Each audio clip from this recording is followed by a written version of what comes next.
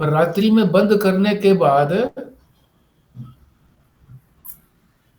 दुकान को अपने साथ ले आते हैं। दुकान को अपने साथ का क्या मतलब है कि दुकानदारी के अंदर किसी से लेना है, किसी को चीज कोई देनी है, वो सारी चीजें चलती रहती हैं। भोजन पर बैठते हैं तो पत्नी सोचती है कोई घर गृहस्थी की बात करेंगे, सारा दिन बाहर रहे हैं, कुछ अपना अनुभव सुनाएंगे।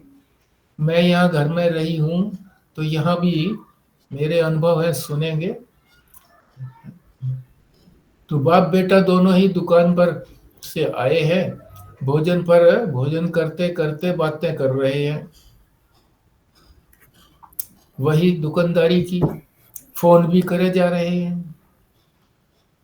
और जहां तक सुबह 9 बजे खोलने की बात है, सवेरे ही फोन आने शुरू हो जाते हैं, खुद फोन करना शुरू कर देते हैं। दुकान पर पहुंचेंगे 9 बजे, दुकानदारी सवेरे 6 बजे ही शुरू हो जाएगी। तो कह रहे हैं यही तो दौड़ना है, निश्चित समय तक संसार का व्यवहार करो, उसके बाद परमात्मा की तरफ ध्यान करो। सवेरे उठना है, ये निश्चय रखें मन के अंदर। भजन ध्यान सत्संग वगैरह करना है। बेटे ये बंद कर देना।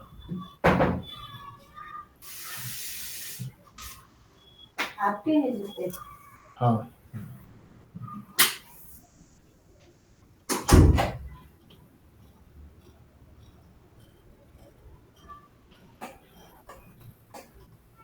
और दुनिया भर की बातें होती हैं, बच्चे हैं अपने, उनको नैतिक बातें बतानी है। और नैतिकता का अभाव तो बड़ों में भी रहता है, नैतिकता का अभाव। तो आपस में चर्चा करें तो एक दूसरे की गलती को बताएं कि ये व्यवहार आपने यहाँ ठीक नहीं किया, ऐसे करना चाहिए था। सुख दुख की कोई घर की बात है तो उसको करें। इसी को दौड़ना कहते हैं कि अगर विषयों की तरफ ही सब हर समय ध्यान बना रहे, सोते समय भी यही दिमाग में बना रहे कि किसी का फोन आएगा, अपने पास फोन रख लेता हूँ साथ में, तो अटेंड कर लूंगा।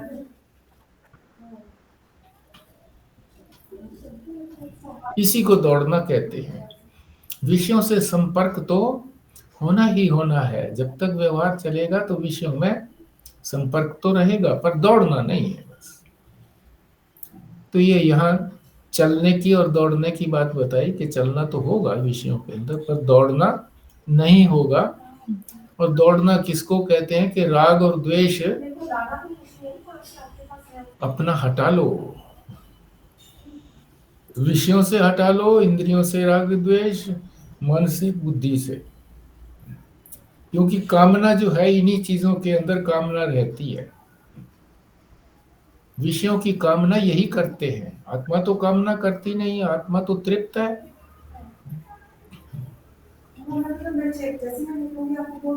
दौड़ने का एक और उदाहरण भी दे रहे हैं महाराज जी। डॉक्टर राजेंद्र प्रसाद बहुत बड़े एडवोकेट थे। कोई मुकदमा लेकर के वहां गए लंदन के अंदर, क्योंकि उनके अधीन ही था ना भारतवर्ष भी, तो कई मुकदमे वहां सुने जाते थे। तो वहां जो था ना, किसी न किसी बैरिस्टर को, वहां पर बैरिस्टर बोलते हैं जो भी एडवोकेट होता है, तो बैरिस्टर को साथ लेकर के, और फिर जो था वो बैरिस्टर बहस करता था उनकी तरफ से। तो डॉक्टर राजेंद्र प्रसाद ने जो उन्होंने बैरिस्टर नियुक्त किया था, उससे संपर्क किया कि अब जो आ रहा है इतवार, इसमें हम लोग बैठेंगे और वो जो मुकदमा है उसके बारे में आपस में चर्चा करेंगे कि कैसे उसको लड़ना है मुकदमे को। तो उनका क्या उत्तर था, वो कहने लगा इतवार की बात करते हो, शनिवार इतवार को तो छुट्टी रहती है हमारी, शनिवार को तो हम सारे घर की सफाई आदि सब कुछ जो भी कार्य करना होता है सप्ताह भर के लिए सब कर लेते हैं। पर रविवार को तो हमारा आनंद मनाने का समय होता है, उस समय हम कोई अपना सोमवार को ही बात करेंगे। तो ये घटना जो है डॉक्टर राजेंद्र प्रसाद ने अपनी आत्मकथा के अंदर लिखी थी। इस कथा का बताने का उद्देश्य यही है कि समय के अनुकूल ही कार्य करें। हर समय जो है ना इसी विषयों के अंदर ही विषयों की प्राप्ति और विषयों को दूर हटाने के प्रयत्न में ही दौड़ते न रहें।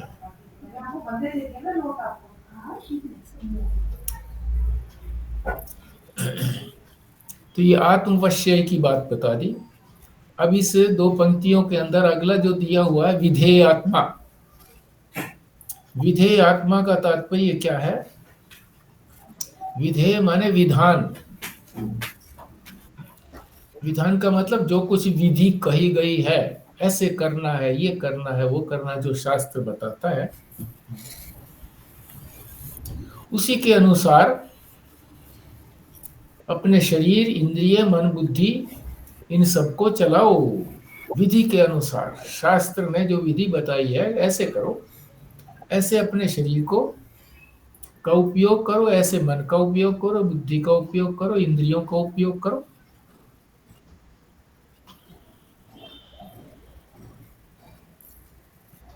और अपने वश में होंगे ये सारे, तभी ऐसा कर पाएंगे, नहीं तो नहीं कर पाएंगे। आत्मा आत्मा यानी आत्मवश्य का मतलब अपने वश में होंगे ये। जिधर हम इनको लगाना चाहेंगे उधर ये लग जाएंगे। तभी तो हम इस प्रकार से जो शास्त्र कहता है उसके अनुसार चलेंगे, नहीं तो शास्त्र तो कहेगा कुछ इधर इधर चलने के लिए, और ये आपके वश में है नहीं, तो ये अपनी मन मर्जी से चलेंगे। जैसे रथ के अंदर घोड़े जुटे हुए हैं, अगर घोड़े ट्रेंड नहीं है, आपके वश में नहीं है, वो लगाम के इशारे को समझते नहीं है, तो वो जिधर आप चलाना चाहेंगे उधर नहीं चलेंगे। उनका मन जहां होगा वहां जाएंगे, जहां उनको हरी हरी घास दिखेगी, हाँ उसको चरने के लिए उधर जाएंगे। वहां फिर वो ये भी नहीं देखेंगे कि यहाँ गड्ढा है या क्या है, सड़क नहीं है यहाँ पर, तो गड्ढे में गिरा देंगे। तो विधेय आत्मा अपने वश में अगर होंगे तो ही हम जो है वो जैसा विधान शास्त्र ने बताया है वैसे विधि विधान से चल पाएंगे। चलना किसने है? आत्मा ने तो चलना नहीं है, शरीर चलेगा, इंद्रियां चलेगी, मन चलेगा, बुद्धि चलेगी। उधर जाने का मतलब चलना है।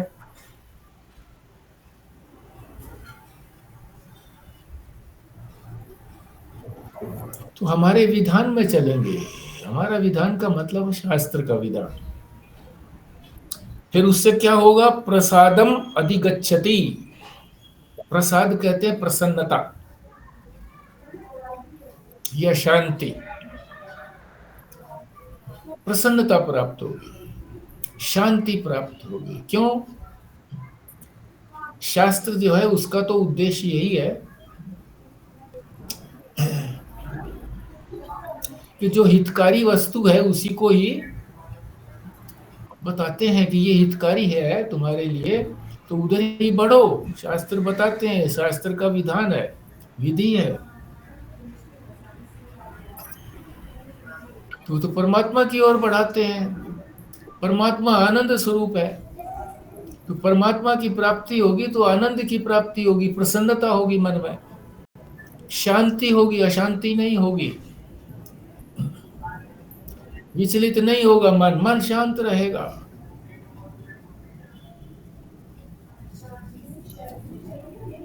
मन अशांत क्यों रहता है? मन को ये शंका बनी रहती है कि ये सुख जो है अब पता नहीं कितनी देर तक ये सुख रहेगा, फिर चला ना जाए, दुख ना आ जाए, इसलिए अशांत रहता है।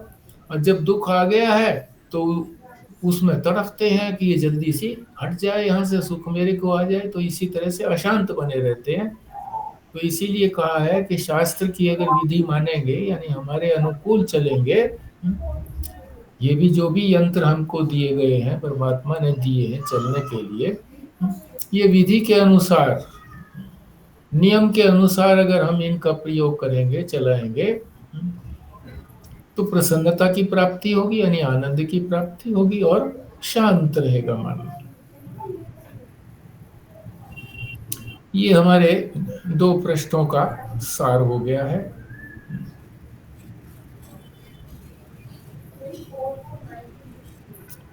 पहले पृष्ठ में तो मुख्य रूप से दौड़ की और चलने की बात बताई थी।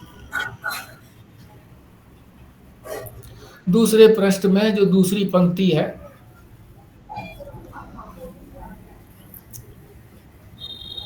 उसमें बताया कि अपने वश में करना है इनको, इंद्रियों को, मन को, बुद्धि को, शरीर को, और राग द्वेष से वियुक्त करना है।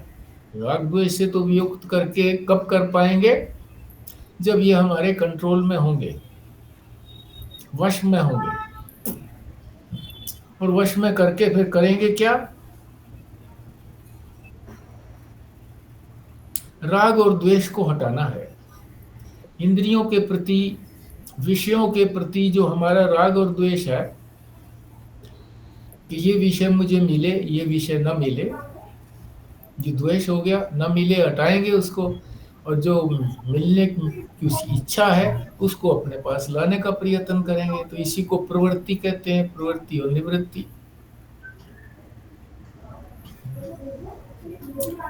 तो वन अपने वश में रखेंगे तभी ऐसा संभव होगा। और वश में रख करके, वश में किसके अनुकूल रखेंगे? शास्त्र के अनुकूल। शास्त्र के अनुकूल ही हमारी अनुकूलता है। हम अपनी अनुकूलता, अपने मन की अनुकूलता को अपनी अनुकूलता नहीं कहते, शास्त्र की अनुकूलता को अपनी अनुकूलता कहते हैं। और फिर उसका परिणाम क्या होगा कि प्रसन्नता की प्राप्ति होगी। क्योंकि शास्त्र का उद्देश्य, जितने भी शास्त्र हैं, सारे ही शास्त्र जो है ना, अध्यात्म शास्त्र, उधर ही ले जाने के लिए प्रवृत्ति कराते हैं। तो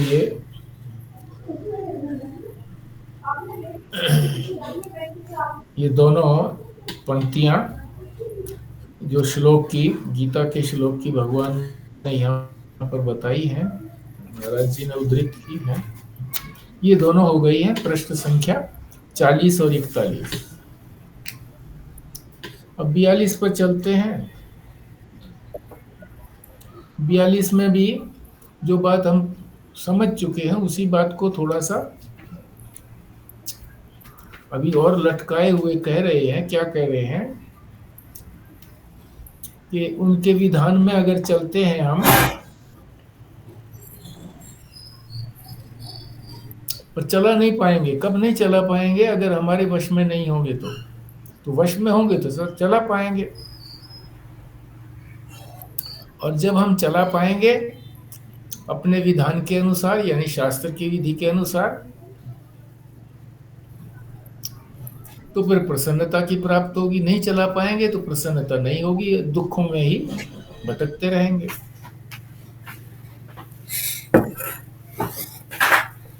तो यहाँ तक ये जो 42 पृष्ठ पर जो 5-7 पंक्तियां हैं वो ये हो गया। अब 2 शब्द यहाँ पर और दिए गए हैं, हितकारी और अहितकारी। हितकारी तो जो अपनी भलाई की बात हो उसको तो हितकारी कहते हैं कि भलाई करने वाली चीज, और अहितकारी जो हमारे लिए भलाई की बात नहीं है, हमारे लिए बुराई की बात है। तो हितकारी है क्या? किस चीज को हितकारी कहेंगे? हितकारी चीज वही है जो हमें विषयों की तरफ, हमारी जो इंद्रियां आदि हैं उनको हम राग और द्वेष से उधर ना लेकर के जाएं। इंद्रियां, मन, बुद्धि जाएंगे तो सही उधर बाहर, क्योंकि व्यवहार करना है, पर राग और द्वेष से नहीं कि किसी को हटाने के लिए और किसी को प्राप्त करने के लिए। जो प्राप्त होती है प्रारब्ध के अनुसार, वो प्राप्त होगी ही होगी, उसमें क्या कर सकते हैं। और जो दुख होना है, जो हमारे अहितकारी है, वो भी आएगा ही, दुख तो आएगा ही। अगर हम राग और द्वेष से प्रवृत्ति करते हैं तो वो होता है हमारा अहितकारी, हमारे नुकसान की बात होती है। क्योंकि राग और द्वेष को हटाना ही सबसे बड़ा हमारा कर्तव्य है। राग और द्वेष, किसी के प्रति हमें कुछ लगाव नहीं है और किसी के प्रति हमें कोई द्वेष भी नहीं है कि हम उसको हटाना चाहें। दोनों में अंतर क्या है? अगर तो हम ये चाहते हैं कि हमारे दुखों की तो निवृत्ति हो जाए और परमानंद की प्राप्ति हो जाए, इसका क्या मतलब है? परमात्मा की प्राप्ति। परमात्मा को प्राप्त होने से, परमात्मा के मिलने से हमारा हित होगा, भलाई होगी, क्योंकि परमात्मा में दुख का तो अंश भी नहीं है, तो दुख होगा ही नहीं, दुखों की आत्यंतिक निवृत्ति होगी। और उसका स्वरूप जो है परमात्मा का, वो है आनंद स्वरूप। आनंद की प्राप्ति होगी, और आनंद भी कैसा होगा? परमानंद की प्राप्ति। ये है, अगर हम आचरण, हम हित की बात को सुन करके, शास्त्र की बात हित की सुन करके अगर उधर आचरण करते हैं तो ये होगा हमारे लिए हितकारी। और अगर हम ये सोचें कि नहीं, जितना हमको ये सुख मिल रहा है इतना भी क्यों खोए हम, दुख आता है बीच बीच में, झेल लेते हैं, कोई बात नहीं है। अगर हम ये चाहते हैं कि थोड़ी देर के लिए दुख दूर हो जाए और थोड़ी देर के लिए सुख मिल जाए, तो ये हमारे लिए अहितकारी है। क्योंकि कब तक उसके लिए हम इसी प्रकार से चलते रहेंगे, कर्म करते रहेंगे, राग और द्वेष करते रहेंगे कि ठीक है सुख आया हमारे पास, उसमें हमें राग हो गया कि ये हमारा बना रहे, दुख आया तो ये चला जाए, इसी चक्कर में बने रहेंगे, परमात्मा की ओर नहीं जा पाएंगे, तो ये होगा हमारे लिए अहितकारी, हमारे लिए भलाई का काम नहीं होगा।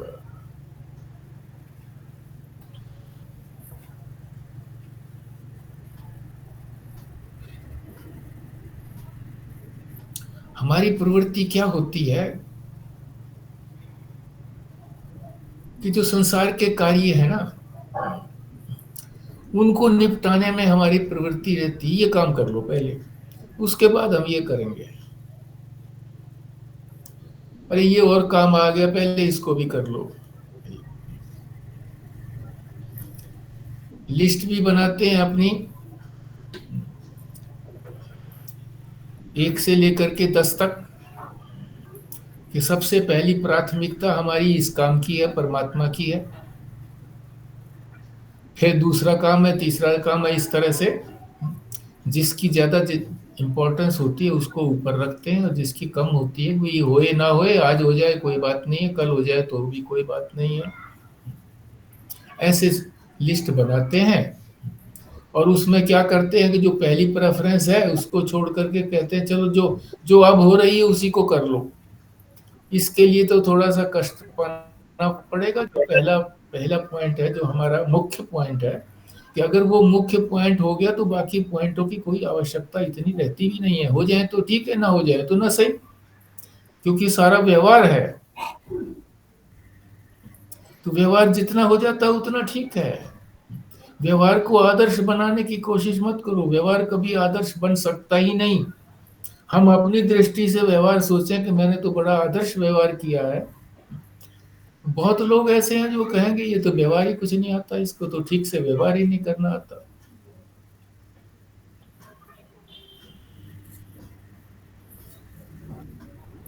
और इसी तरह से टालते रहते हैं।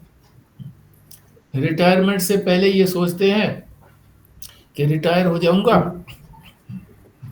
तो मैं परमात्मा की तरफ ही लगूंगा, क्यों, मेरा और तो कोई काम है नहीं, बच्चों का विवाह कर दिया है, सबकी नौकरी नौकरी लग गई है, यही करूंगा। रिटायर हो गए, अब रिटायर हो गए तो फिर ये है कि हाँ नौकरी भी लग गई, विवाह भी हो गया, बच्चा तो हो जाए इसके,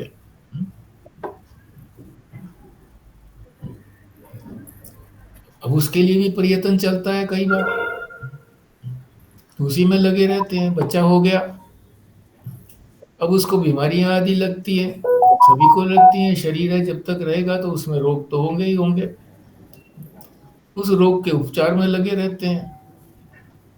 फिर उसकी पढ़ाई में लगे रहते हैं, भी पढ़ तो ले, कम से कम अच्छा तो बने बालक। तो पढ़ाई में ठीक चल रहा है नहीं चल रहा, उसके लिए प्रयत्न करते हैं। ठीक नहीं चल रहा तो ट्यूशन आदि लगाते हैं, खुद पढ़ाते हैं तो उधर लग जाते हैं।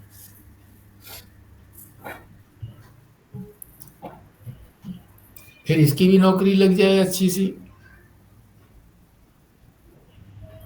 तो उससे उनसे क्या होता है, क्षणिक सुख मिलता है, फिर साथ में दुख तो खड़ा ही रहता है।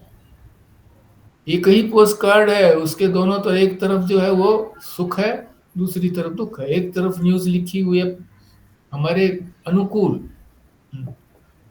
प्रसन्नता की, कि बहुत दिनों के बाद लड़का हो गया। दूसरी तरफ लिखा हुआ है कि उसकी मृत्यु हो गई। एक ही पोस्ट कार्ड, एक ही सिक्के के दो पहलू हैं। तो क्षणिक सुख की लालसा न रखें। जो परमानेंट सुख है भाई, परमानंद जिसको कहते हैं, परम आनंद, परम का मतलब परमानेंट भी कहो, और फिर उससे बड़ा कोई और सुख है ही नहीं, उसको परमानंद कहते हैं। निरतिशय आनंद, यानी इससे ज्यादा और आनंद हो नहीं सकता। और दुखों की आत्यंतिक निवृत्ति, कि दुख का नामो निशान भी ना रहे।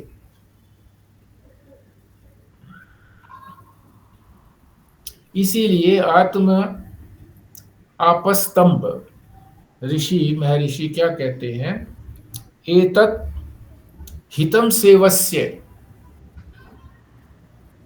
ये इस 42 पृष्ठ पर नीचे की जो दो पंक्तियां हैं, वहां पर वे आपस्तंभ महर्षि क्या कह रहे हैं अपने श्लोक के अंदर,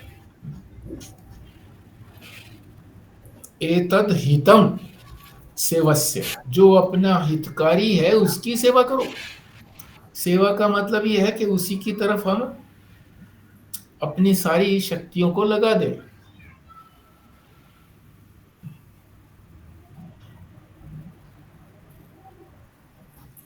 और यही सोचें कि हमको तो दुखों की अत्यंतिक निवृत्ति करनी है और परमानंद की प्राप्ति करनी है। और ये जो है दुखों की अत्यंतिक निवृत्ति और परमानंद की प्राप्ति जो है, ये परमेश्वर की तरफ बढ़ने से ही मिलेगी, अन्यथा नहीं मिलेगी। तब तो हम जो है ना वो विषयों के अंदर अधिक घुसेंगे नहीं, जितनी आवश्यकता होगी उतनी विषयों का व्यवहार करके और अपने लक्ष्य की तरफ बढ़ेंगे। और नहीं तो फिर उन विषयों की तरफ ही दौड़ लगती रहेगी।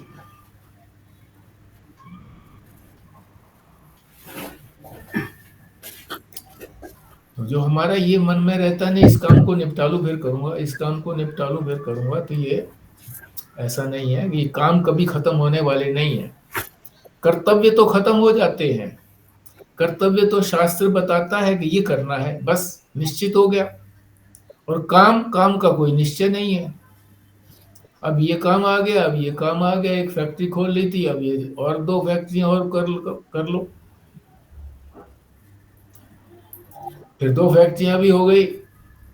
फिर इसको जो है ना वहाँ विदेशों के अंदर भी अपना माल पहुंचाओ, वहां भी करो, अपना ऑफिस बनाओ, ये करो वो करो, दुनिया भर की चीजें।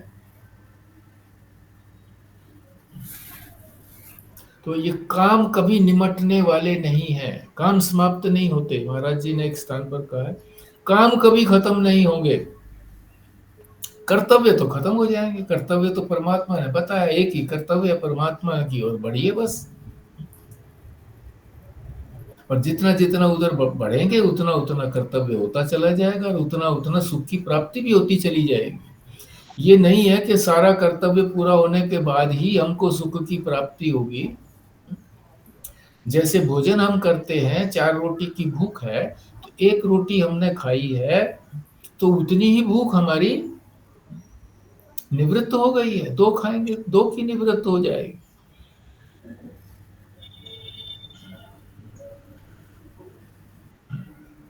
तो व्यवहार तो होता चला जाएगा, मगर व्यवहार किस प्रकार से हम व्यवहार करते हैं, व्यवहार को अपना आदर्श रखते हैं या परमात्मा को अपना आदर्श रखते हैं। परमात्मा से ही हमको अत्यंतिक दुखों की निवृत्ति होगी, दुखों की और परमानंद की प्राप्ति होगी। तो व्यवहार जो है उसी तरफ कर किया जाए, उसको व्यवहार न कर करके परमात्मा की ओर बढ़ना ही कहा जाए। तो अभी हम 43 पृष्ठ पर आ गए हैं, 43 पर। यहाँ दो पंक्तियां दी गई हैं, एक में 6 श्लोक लिखा है, एक में 7 लिखा है। तो हमें इससे कोई तात्पर्य नहीं है कि ये छठा श्लोक है, ये 7वां श्लोक है। हम तो जो इसमें शब्दावली दे रखी है उसी को हमने ठीक प्रकार से समझना है। तो इसमें कहा गया है कि किस आदर्श को सामने रखना है। सामने भी तो बोलो, आदर्श क्या है।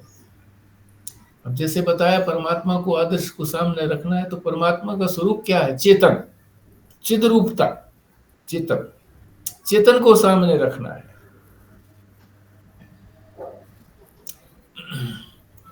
चेतन को सामने रख करके फिर क्या करना है? सर्वत्र निहितम प्रभु। ये पहली पंक्ति में ही, यानी छठे श्लोक में ही कहा गया है, ये सर्वत्रम निहितम प्रभु। ये तीनों शब्दों को अलग अलग ठीक से समझ लें। सर्वत्रम,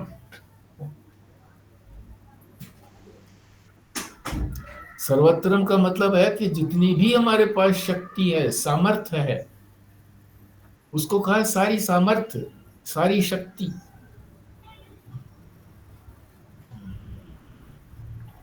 निहितम, हमारे अंदर छुपी हुई है, हम जानते नहीं है उसको। शक्ति हमारे अंदर बहुत छुपी हुई है, बहुत सामर्थ्य है। निहितम, निहितम माने हमारे अंदर है, मगर वो हमको दिखती नहीं है, छुपी हुई है, उसी को निहितम कहते हैं।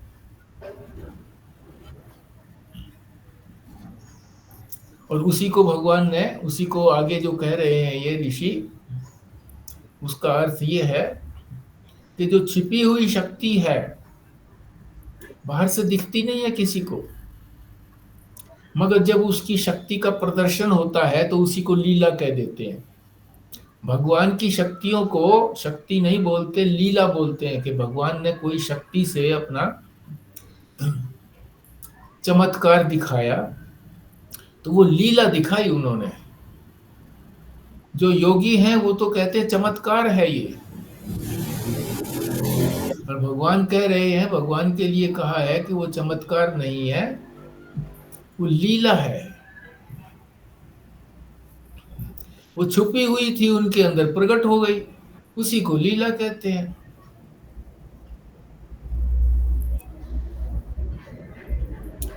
तो सर्वत्रम निहितम, सारी शक्ति हमारे अंदर छिपी हुई है। प्रभुम, प्रभुम कहते हैं, प्रभु माने जो सबका मालिक है, वही छिपा बैठा है सबके अंदर, वही छिपा बैठा है सारे प्राणियों के अंदर। केवल मनुष्यों के अंदर ही नहीं, सारे प्राणी मात्र के अंदर वो बैठा हुआ है, छिपा हुआ बैठा है। छिपा हुआ किस लिए बैठा है? कि हरेक को प्राप्ति के लिए, जो योग्य नहीं है उसको कोई चीज पता लग गई तो उसका दुरुपयोग करेगा। जैसे बंदर को उस तरह दे दो तो कहीं ना कहीं काट लेगा अपने उस तरह से, नहीं देना है, योग्य को ही देना है, इसलिए छुपा के रखी हुई है। वो छुपा के रखी भी है कि वो योग्य को मिले, और छुपी हुई भी है क्योंकि थोड़ी कठिन भी है, जल्दी से समझ में आने वाली भी बात नहीं है, और अपने अंदर ही छुपी हुई है। हम सभी जो है ना, खोजते किधर है? बाहर खोजते हैं। चीज अंदर है, खोजते हैं बाहर, सोचते हैं हमारे अंदर क्या होगा। हमारे अंदर तो कुछ है ही नहीं, हमारे अंदर कोई शक्ति थोड़ा ही है, हम कोई मालिक थोड़े ही है, प्रभु थोड़ा ही है। परमात्मा है प्रभु, अरे वही तो बैठा है हमारे अंदर, हम उसको बाहर खोजते हैं। वहां की यात्रा करो, वहां की यात्रा करो, वहां की यात्रा करो, वहां जाकर के परमात्मा मिलेगा। मिलना अपने अंदर ही है। यात्रा कहीं भी कर लो, परमात्मा की दृष्टि रख करके परमात्मा का वहां भी प्रभुत्व है। केवल हमारे अंदर ही उनका प्रभुत्व नहीं है, सब जगह प्रभुत्व है। तो यात्रा करें तो उनका प्रभुत्व वहां पर देखें कि देखो परमात्मा का प्रभुत्व यहाँ भी आ गया, यहाँ भी उनकी लीला प्रकट हो गई, यहाँ भी देवी के अंदर से जो ज्वालाएं निकल रही है, ये उनकी ही तो लीला है। सामर्थ्य प्रकट हो गई तो लीला कहा जाने लगा।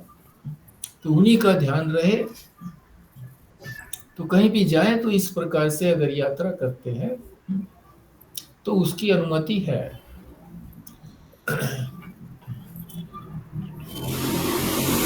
मिलेगा यहीं पर प्रभुत्व, तो पता लगेगा। जैसे राष्ट्रपति का प्रभुत्व तो सारे राष्ट्र पर है। किसी की भी सजा माफ करनी हो तो ऐसा नहीं है कि वो जिस प्रदेश में रहता है, मान लीजिए जैसे दिल्ली राजधानी में रहता है, तो राजधानी के ही कोई जिसको मौत की सजा मिली हो उसको माफी देगा, ऐसा नहीं है।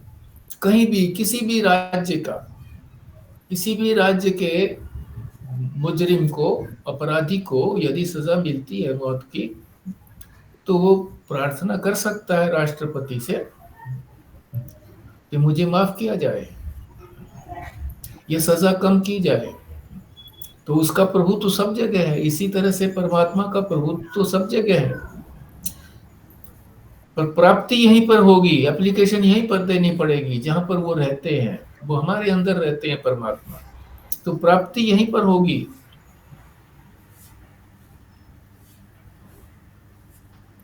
हर मनुष्य के अंदर अपनी सामर्थ्य रहती है। अगर वो अपनी सामर्थ्य को प्रकट ही करता रहे, ताकत को प्रकट करता रहे, तो लोग कहेंगे ये तो अभिमानी है। छिपा कर रखनी होती है, जब आवश्यकता पड़े तब उसको प्रकट करो तो लीला बन जाएगी। वो अरे ये तो इसकी बड़ी लीला है, आज तक तो पता ही नहीं लगा था कि ये इसमें इतनी भी सामर्थ्य है, तो लीला है उसकी। तो सर्वत्र कौन विराजमान है? चेतन। चेतन कहो, परमात्मा कहो, चिद रूपता कहो, सर्वत्र चेतन विद्यमान है। सब जगह, सर्वत्र का मतलब सब जगह और हर समय। ऐसा नहीं है कि किसी एक समय में तो और दूसरे समय में नहीं हो, हर समय और हर स्थान पर, हर देश काल में उसी की सत्ता है, इसकी परमात्मा की। और वही परमात्मा हमारे अंदर बैठा है, छिपा हुआ है।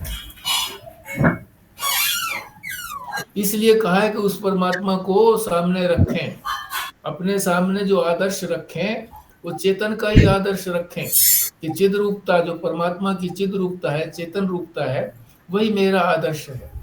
आप ये ना कहना कि भाई हाँ चिद रूपता को रखा तो सदरूपता और आनंद रूपता वो क्यों नहीं रखा? चिद रूपता से ही हो जाता है। चेतन अगर हमारे पास है तो आनंद आएगा, तो चेतन को ही तो आनंद आएगा ना। चिद रूपता होगी तो आनंद आएगा। बेहोशी को, बेहोश को तो कैसे आनंद आएगा? नहीं आएगा। और सदरूपता यानी तीनों कालों में विराजमान है, इस बात को जानेगा कौन? चेतन ही तो जानेगा। चिद रूपता, परमात्मा की चिद रूपता ही अपने तीनों कालों में रहने को जानेगी, और इसी तरह से चिद रूपता ही, चेतन रूपता ही आनंद को जानेगी कि आनंद क्या वस्तु है? अगर चिद रूपता नहीं है, चेतन नहीं है, जड़ है, उसके अंदर चेतनता नहीं है, तो उसको क्या पता लगेगा? कुछ भी नहीं है। टेबल को मुक्का मारो, डंडा मारो, हथौड़ा मारो, इसको कोई पता थोड़ी लगता है। हाँ, इसके ऊपर अगर एक चींटी भी चल रही है या मच्छर भी मर जाता है तो उससे खून निकलता है, पता लग गया कि हाँ। तो चेतनता जो है वो सर्वत्र सारे प्राणियों में विद्यमान है और सब जगह और सब देश और काल के अंदर है। तो ये जो पहली पंक्ति थी, पहला श्लोक था छठा, उसके अंदर सर्वत्र निहितम प्रभुम, इसका अर्थ हो गया कि वो परमात्मा सर्वत्र सब जगह उसी की सामर्थ्य है, निहितम छिपी हुई सामर्थ्य है, प्रभु तो मालिक सबका है, सारी सामर्थ्य उसी की है। प्राणियों के अंदर जितनी सामर्थ्य गई हुई है सारी उसी की सामर्थ्य गई हुई है। वो जब डोरी खींच लेता है तो अपनी सामर्थ्य खींच लेता है और राम नाम सत हो जाता है। उसी की सामर्थ्य यहाँ पर थी, उसने खींच ली डोरी। तो ये हमारे छठे मंत्र का सर्वत्रम निहितम प्रभु,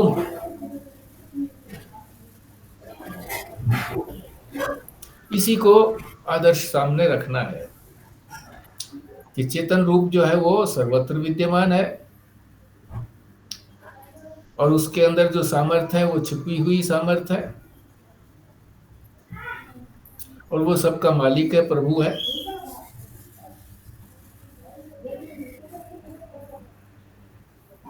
आगे फिर बता रहे हैं इसी के अंदर ही जो पहला शब्द है ना, महानतम। एक होता है महान, एक होता है महानतर और एक होता है महानतम। जैसे होता है ना गुड बेटर बेस्ट, तो इसी तरह से ये महानतम का अर्थ है कि इससे महान और कोई नहीं है।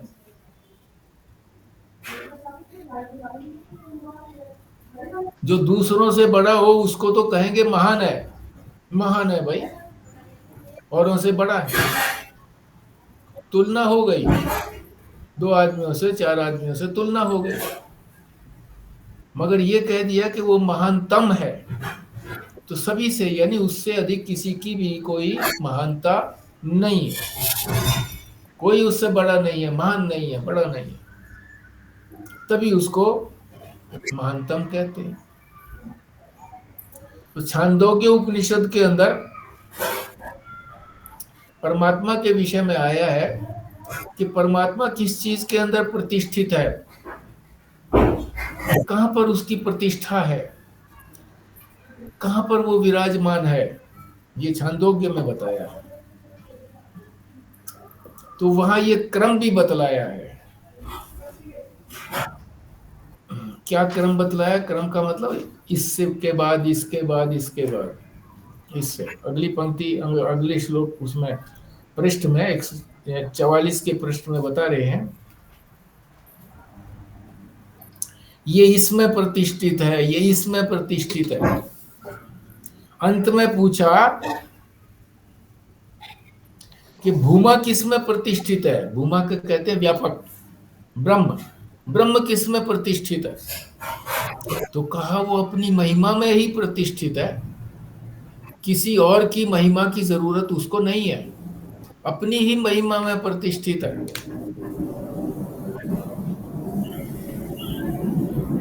उससे महान कोई और दूसरा है ही नहीं, इसलिए वो महान ही महानतम है।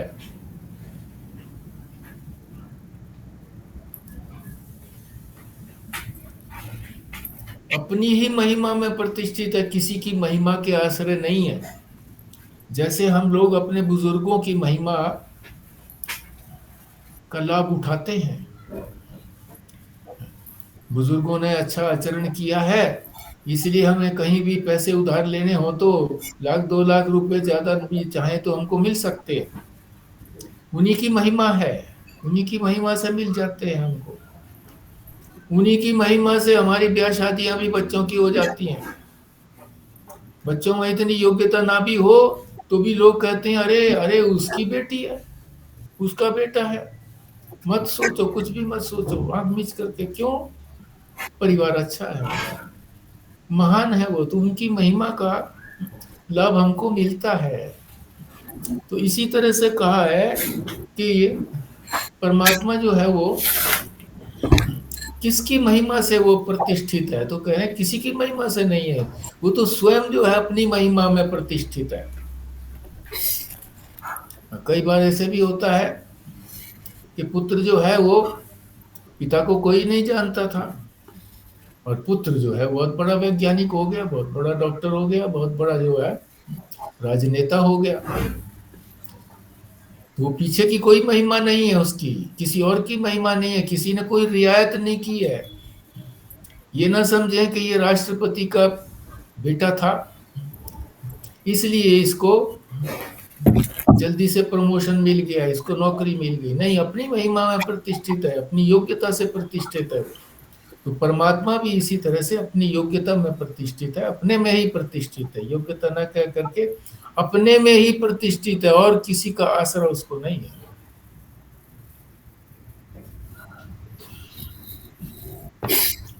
तो ये हो गया महिमा की बात। अब इसी श्लोक के अंदर एक शब्द और रहता है, तो उसको भी हम कर लेते हैं।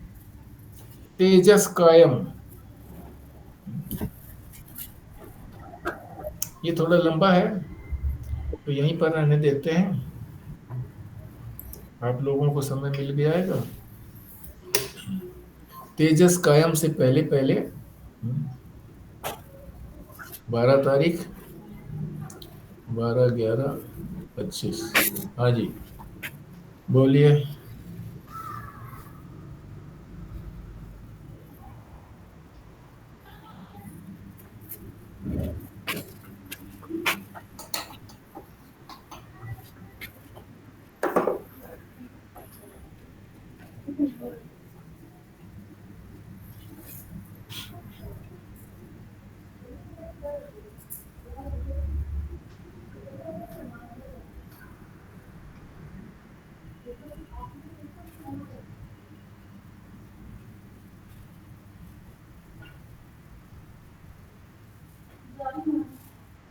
व्यास जी, इसमें एक बात तो समझिए आ रही है जी, शम और दम की बात हुई है ज्यादातर।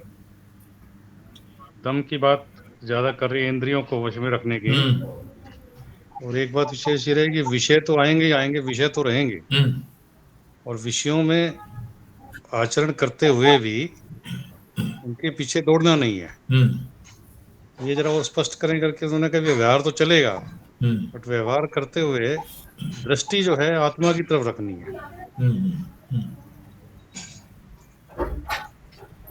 इंद्रियां हैं, इंद्रियां व्यवहार के बिना रह नहीं सकती, व्यवहार तो करेंगी, इंद्रियां जाएंगी उधर। और आवश्यक भी है, शरीर की रक्षार्थ भोजन भी आवश्यक है, स्नान आदि भी आवश्यक है, शौच आदि भी आवश्यक है, सोना भी आवश्यक है, शरीर के स्वास्थ्य के लिए हाथ पैर हिलाना भी आवश्यक है। तो ये जो आवश्यक है, इनको कहें, इनको चलना, विषयों के अंदर चलना, व्यवहार करना। जितना आवश्यक व्यवहार उतना करने को कहते हैं विषयों के अंदर चलना। और उस व्यवहार से अति, व्यवहार की कोई सीमा नहीं है, कोई सीमा नहीं है व्यवहार की। ब्याह शादी हमने किया, 50 लाख लगा दो तो भी शादी हो गई, 1 करोड़ लगा दो तो भी शादी हो गई, 20 लाख लगा दो तो भी शादी हो गई।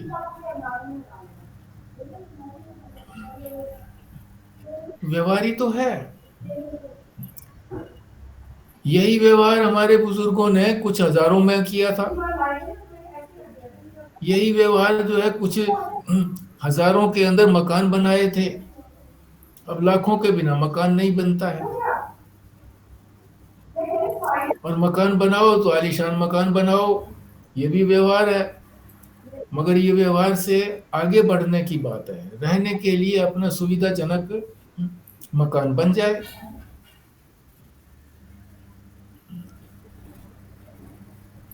अपने अनुसार किसी की मदद करनी हो तो अपने सामर्थ्य के अनुसार मदद कर दे। मदद लेने की आवश्यकता हो तो जितनी आवश्यकता हो उतनी ले लो। ये नहीं है कि बैंक लोन देता है तो ले लो लोन।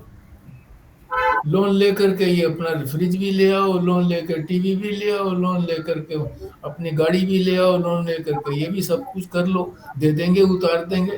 और दिवाला निकल गया तो, नौकरी छूट गई तो ये दौड़ने वाली बात है कि नहीं अभी से हम इसका लाभ उठाना शुरू कर दें तो इसी में फंस जाएंगे। फिर फंस जाएंगे, फंसना नहीं है। व्यवहार मात्र के लिए जो इंद्रियां जाती हैं उनको कहते हैं चलना, और व्यवहार से अतिरिक्त उधर ही अपना मस्तिष्क लगाए रखना, ये कहलाता दौड़ना। तो दौड़ते समय फिर परमात्मा की तरफ ध्यान नहीं रहेगा, चलते समय तो परमात्मा की तरफ ध्यान रह सकता है।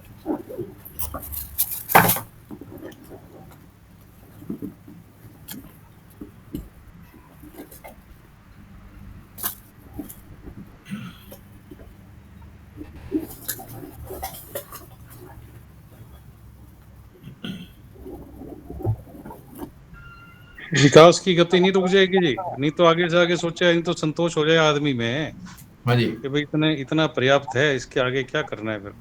फिर विकास और आगे जो है कर नहीं पाए, फिर कुछ भी करने की जरूरत ही नहीं है फिर तो। या तो विकास किसको कहेंगे? संसार में चलने को विकास नहीं कहते। जो परमार्थ का राही है, पथिक है, वो संसार में उन्नति का राही नहीं होता कि संसारिक उन्नति मुझको प्राप्त करनी है। पारमार्थिक उन्नति प्राप्त करने को ही उन्नति कहते हैं।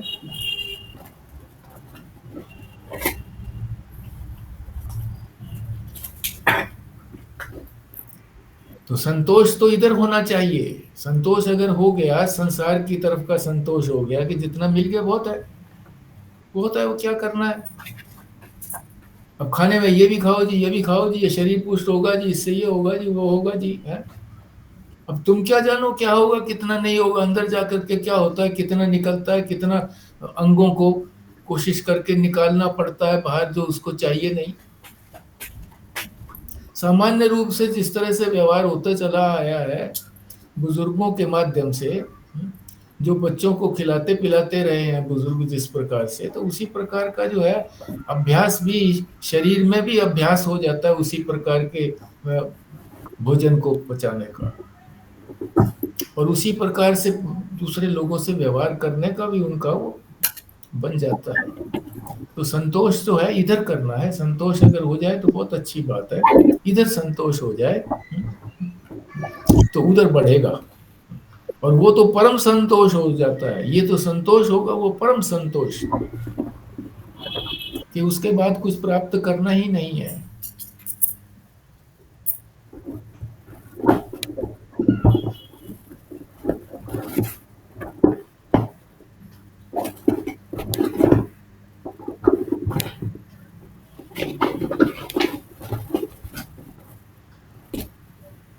ठीक है जी, फिर कृष्णा गोयल जी आप करिए पूर्णाहुति। ओम पूर्णमद पूर्णमिदं पूर्णात् पूर्णमुदच्यते पूर्णस्य पूर्णमादाय पूर्णमेवावशिष्यते। ओम शांति शांति शांति। ओम नारायण नारायण नारायण नारायण नारायण नारायण।